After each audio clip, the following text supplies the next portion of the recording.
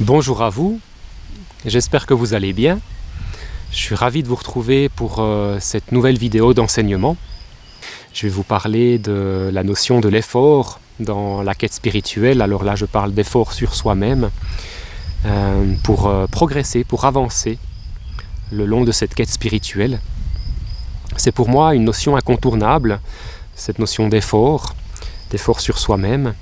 C'est quelque chose sur quoi je reviens très très régulièrement dans mes enseignements, que ce soit dans les vidéos, dans les enseignements liés aux méditations guidées aussi que je transmets sur mon autre chaîne YouTube, et aussi dans mes écrits. D'ailleurs, j'ai consacré tout un chapitre au sens de l'effort dans la pratique spirituelle, dans la quête spirituelle.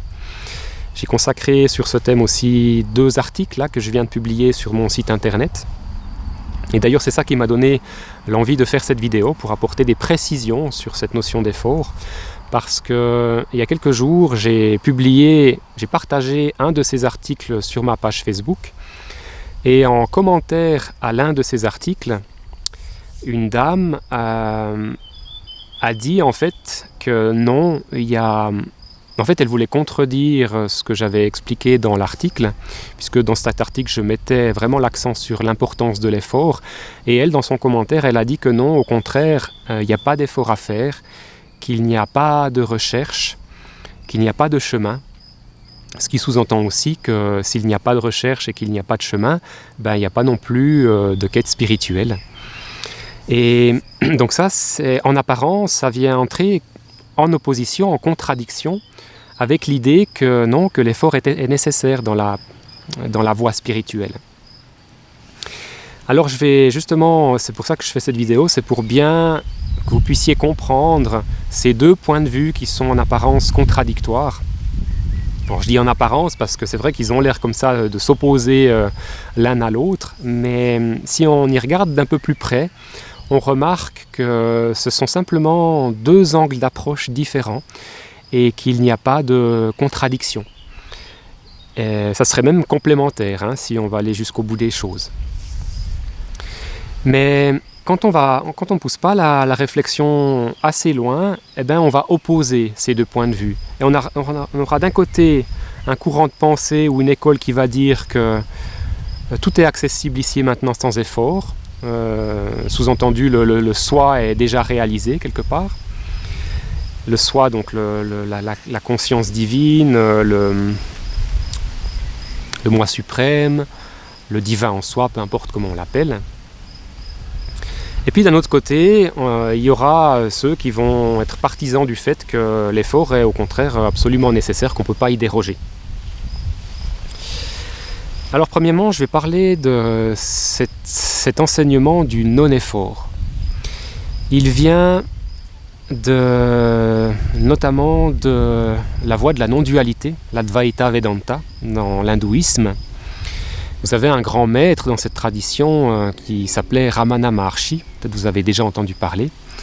Et lui, dans son enseignement, il affirmait que le soi est déjà réalisé, que nous sommes le soi et rien d'autre, qu'il n'y a que cela.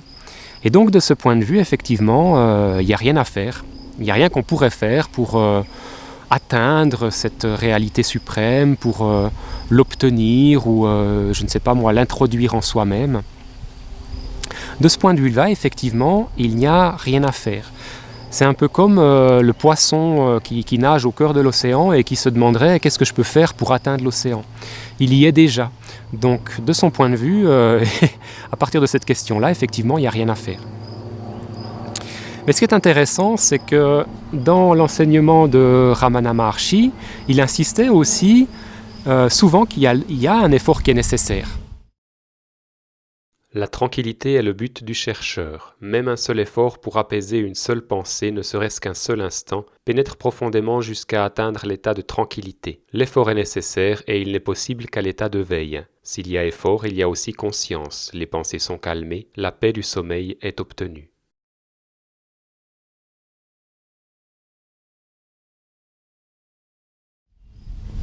Et c'est ça qui peut paraître comme ça contradictoire. D'ailleurs, moi je me souviens que quand j'avais découvert son enseignement, ça devait être dans les années 2009-2010, je m'en étais rapidement détourné parce qu'il y avait ces deux sons de cloche qui me paraissaient contradictoires et je n'avais pas compris en fait que c'était des angles de vue, des angles d'approche différents. Là, je voudrais juste préciser qu'aujourd'hui, il y a une nouvelle forme de transmission de l'Advaita Vedanta qui est donnée par des occidentaux. De plus en plus, maintenant on les voit aussi beaucoup sur internet avec des vidéos, des textes, mais beaucoup de vidéos. En fait, ils vont se filmer durant ce qu'ils appellent des satsangs. Satsang, c'est un mot sanskrit qui vient justement de la tradition de la non-dualité, de l'Advaita Vedanta. Dans cette tradition, le satsang consiste à une réunion où un maître ou un enseignant, qui n'est pas forcément un libéré vivant, quelqu'un qui a réalisé le soi, va transmettre un enseignement dans une première partie, et puis ensuite, il y a un temps consacré aux questions-réponses. Ça, c'est le satsang dans sa définition traditionnelle, telle qu'il est encore aujourd'hui pratiqué en Inde notamment, dans cette tradition de la non-dualité. Et puis aujourd'hui, il y a en Occident des individus qui organisent, qui tiennent des satsangs et qui partagent en fait leur expérience de l'éveil et qui vont affirmer justement d'une façon quasiment exclusive, c'est en tout cas le plus souvent le cas, dans ce que j'ai pu voir dans ces enseignements satsang tenus par des occidentaux, cette idée qu'il n'y a justement rien à faire, qu'il n'y a pas de démarche, qu'il n'y a pas de quête, qu'il n'y a pas de recherche, qu'il n'y a pas de cheminement, et puis que donc s'il n'y a rien à faire, du coup la pratique est inutile. Et si je fais cette vidéo, c'est parce que je vois un piège en fait dans cet enseignement qu'on pourrait appeler le Néo-Advaita, cette nouvelle forme de transmission de l'Advaita Vedanta dans ces satsangs occidentaux. C'est qu'en fait, dans ces enseignements du Néo-Advaita, ils polarisent exclusivement sur cette idée qu'il n'y a rien à faire. Et ils laissent de côté, ils occultent une partie de l'enseignement des grands maîtres de la non-dualité comme Ramana justement, qui disait que pour le chercheur, il y a un effort à faire. Et si on n'a pas ces deux aspects dans l'enseignement, alors il y a un déséquilibre et puis c'est source de confusion. Alors je vais prendre les deux aspects et puis je vais les commenter l'un après l'autre. Premièrement, cette croyance, cette idée, cet enseignement qu'il n'y a pas d'effort et qu'il n'y a pas de quête. Ça, c'est un point de vue absolu. Il y a trois façons d'expliquer en fait. Je pourrais dire qu'il y a trois contextes dans lesquels effectivement on peut dire qu'il n'y a pas d'effort à faire. C'est cet exemple du poisson qui nage au cœur de l'océan. Il est au cœur de l'océan, il est même l'océan, donc il n'y a rien qu'il puisse faire à son niveau pour devenir l'océan, pour s'approcher de l'océan, pour l'atteindre, etc. Ça, c'est un premier aspect. Maintenant, le deuxième aspect, c'est quand tout d'un coup, on n'a rien demandé et puis qu'on a une expérience d'éveil. Ça peut être le cas des artistes, typiquement, ils sont en train de faire une œuvre d'art et puis tout d'un coup, étant pleinement présents à ce qu'ils sont en train de faire, ils ont ce qu'ils appellent le satori, les Japonais, un moment d'éveil, mais en principe il ne dure pas, il est éphémère. Et puis ensuite, ils reviennent à leur état de conscience habituel, avec leur conditionnement, avec leur névrose, avec leur ego, tout simplement. Et puis, il y a le troisième cas de figure, où on a un authentique libéré vivant, comme Ramana Maharshi, typiquement, qui, lui, effectivement, réalise le soi en permanence. Donc, il est constamment dans cette conscience qu'il est l'océan, qu'il est le soi et rien d'autre. Et chez lui, la réalisation du soi, elle est permanente.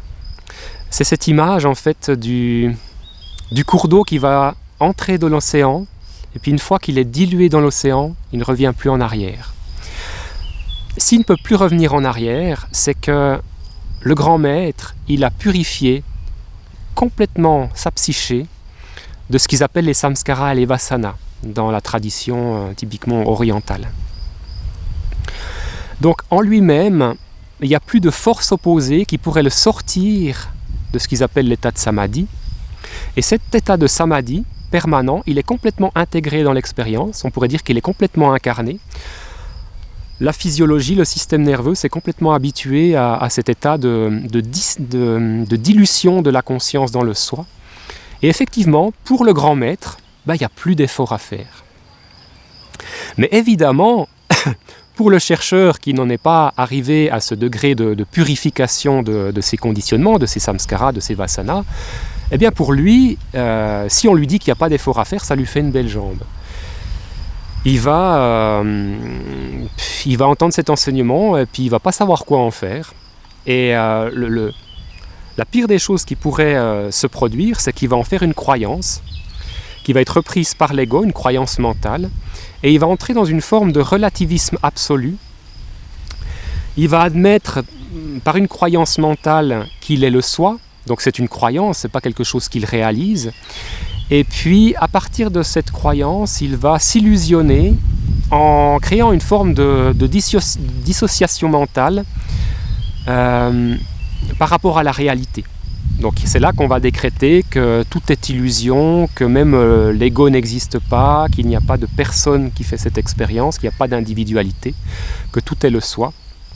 Et en fait, d'une façon très subtile et pernicieuse, ça va faire les intérêts de l'ego, puisque l'ego va trouver, au travers de cette croyance, quelque chose qui l'arrange pour justifier toutes sortes de comportements, de névrose, justement, et ça va peut-être créer une forme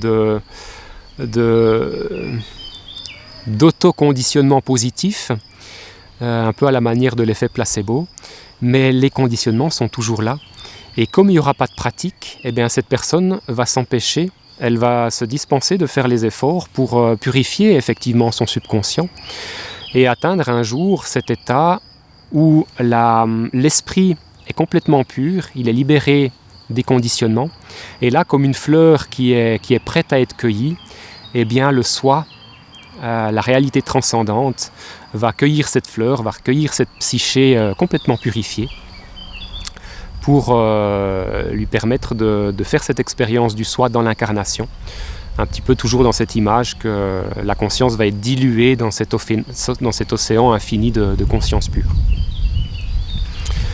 Voilà, donc ce que je veux aussi dire, c'est que aujourd'hui, on est dans une société où on recherche le plaisir sans effort.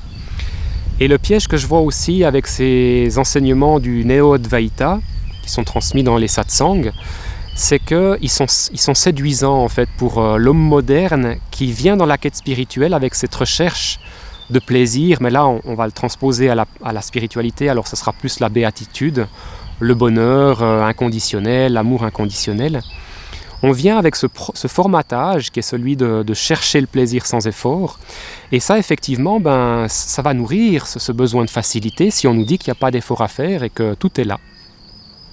Donc c'est un piège, on se laisse séduire par ça, et si je dis que c'est un piège, c'est parce que pour moi, pour le chercheur, donc celui qui n'est pas au stade d'un Ramana Maharshi, il ne peut pas faire autrement que de faire un effort sur lui-même. Donc tant qu'on est en recherche, tant qu'on n'a pas réalisé le soi et que cette réalisation est permanente dans l'incarnation, alors l'effort est nécessaire.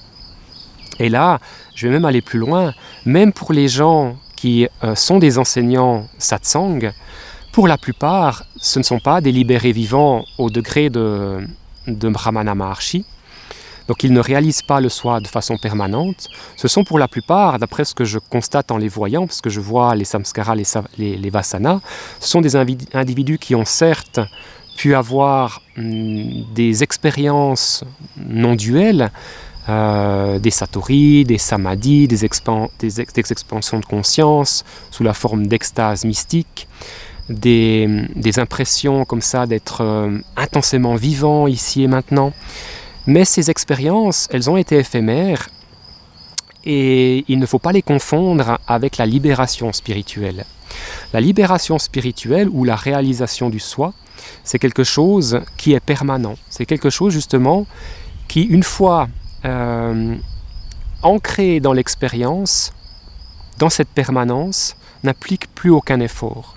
Mais tant qu'il y a des samskaras, des vasanas, alors ils vont émettre une force qui va en quelque sorte tirer l'individu vers le bas, qui vont faire que le soi qu'ils sont en essence, parce qu'effectivement on n'est que le soi, va s'identifier à ces samskaras, elle va être en réaction avec l'expérience, et donc à partir de là, il ne peut pas y avoir de réalisation du soi, il ne peut pas y avoir de libération spirituelle. Donc même pour ces enseignants, le travail doit continuer, et c'est aussi un piège dans lequel ils peuvent tomber, c'est que s'ils se persuadent, de par l'expérience éphémère qu'ils ont vécue, qu'ils ont atteint l'éveil, ils s'arrêtent en cours de route, et ils peuvent même régresser, parce que, comme je le disais, ça peut quelque part faire les intérêts de l'ego, de s'auto-persuader qu'il a atteint l'éveil et entrer comme ça dans une forme de justification de tous les travers, de tous les comportements qui sont finalement ceux de l'ego, et s'empêcher comme ça de se remettre en question, de se questionner, de continuer à avancer, de continuer à travailler sur soi-même. On peut beaucoup se mentir à soi-même en fait, dans ces illusions-là, et puis aussi tirer un sentiment enorgueillissant, je pourrais dire ça comme ça, du statut d'éveillé, du statut de maître qui enseigne. Et ça, c'est aussi un des pièges sur le chemin, l'orgueil, l'arrogance, se sentir supérieur aux autres. Et d'ailleurs, je me souviens d'un enseignant qui disait que, en fait, sous-entendu, il se sentait supérieur à Ramana Maharshi. Ce qu'il disait, Ramana Maharshi, en fait, il était encore dans une forme de dualité, ce que je trouvais quand même assez comique et assez culotté de la part de cet enseignant, chez qui je voyais des entraves, des manques de fluidité, des conditionnements tout simplement. Alors il peut y avoir aussi comme ça ce piège de se mentir à soi-même, et ça, il faut être vigilant, que ce soit le chercheur lui-même, que ce soit l'enseignant. Alors ça ne veut pas dire qu'il faut être au niveau d'un Ramana Maharshi pour être un enseignant. D'ailleurs, alors à ce moment-là, je ne serais pas légitime non plus, puisque moi aussi j'ai mes samskaras, j'ai mes vasanas. Mais par contre, il faut être honnête avec soi-même, il faut être lucide, sincère, et pas se faire passer pour ce qu'on n'est pas, qu'on soit illusionné ou alors qu'on soit un manipulateur. Dans les deux cas, c'est quelque part dommageable, déplorable, parce que ça induit les autres en erreur et ça leur fait perdre du temps sur le chemin. Le chemin, il est nécessaire pour le chercheur.